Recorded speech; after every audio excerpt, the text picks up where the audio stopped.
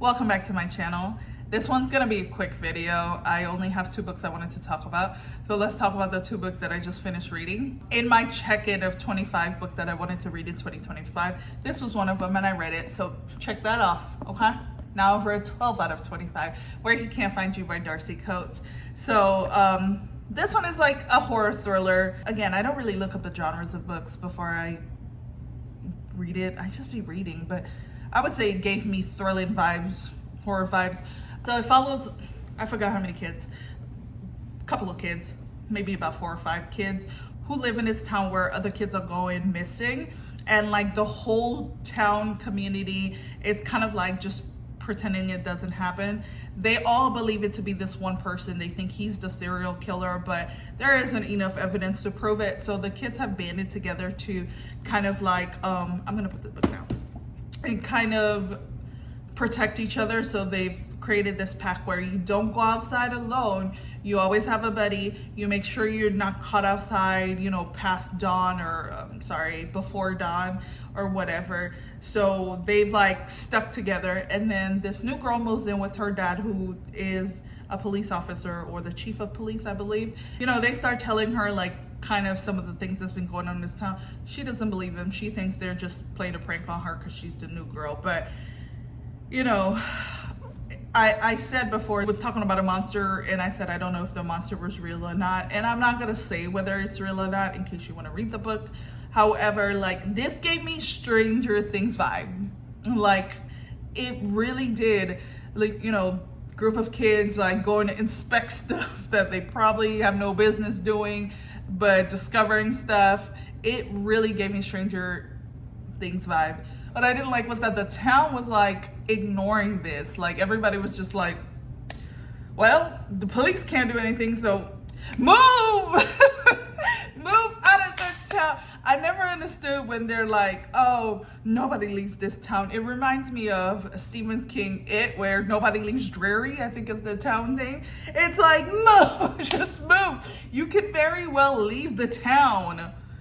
And I understand not everybody have the resources to do so, but they weren't talking about people in the town being necessarily poor. They were just saying like the town is so bad that nobody leaves. And I guess like there were things happening where like phones will randomly stop working, right? Radios would stop working, cars would stop working. So I understand that can make it hard to like leave. My plane fly out of there if you have to. Get somebody else who isn't from that town to pick you up. Walk to the edge of town and then have somebody pick you up. Baby, the way if kids start disappearing like this and we thought the serial killer was literally right next door, I would have been out of there. Out of there, because it's not gonna be my kid. Yeah, they were just odd, okay? But I get it, small town, you know, I don't know. But yeah, overall, the book was not bad. You know, I had a good time reading it. I'm glad I didn't write it off because, again, I started it, read about 3 pages, and then didn't continue. I do that sometimes. Sometimes I'm just not in the mood. I don't really consider myself a mood reader. I typically can pick a TBR and stick to it. However, sometimes you're just genuinely not in a mood, and that's okay. And so I think I wasn't in the mood for it. I'm glad I gave it another try. I would read another Darcy Coates book. I do think she writes horror. I actually do. I don't know if some of her other books would be for me. There's a lot of like haunting, and I don't mess with ghosts. I don't want to watch a movie about ghosts.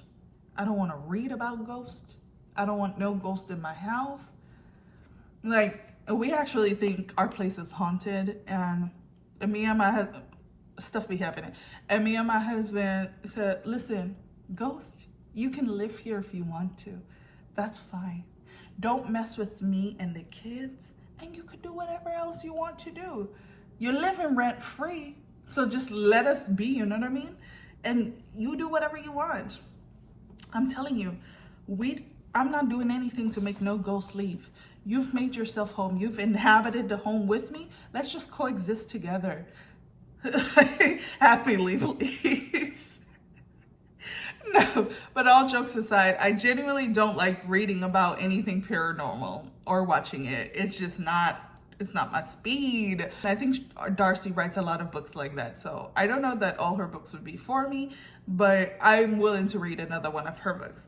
I also read Gearbreakers by, I forgot the name of the author, but Ange read that one and she read both books. And so she was talking about it in her channel. And I was like, you know what? When we buddy read books, we usually feel like the same typically about the book. So I was like, let me go ahead and read it. And I will say, like, I'm not a science fiction girly. Well, not that I'm not, because I went to school for biology, y'all. I'm a science girly, okay, but I just don't typically read sci-fi. But I thought it was good. I enjoyed it. So it's about a bunch of kids who there's this girl named Sona, and she is part of a different, I forgot what she's part of, but I think she's a pilot. And then she kind of helps this Gearbreaker, and then they pretty much take her in, and she is now like essentially a Gearbreaker. But you know, I don't know too much. I only know what I know. There were some parts I was missing. I'm not gonna lie.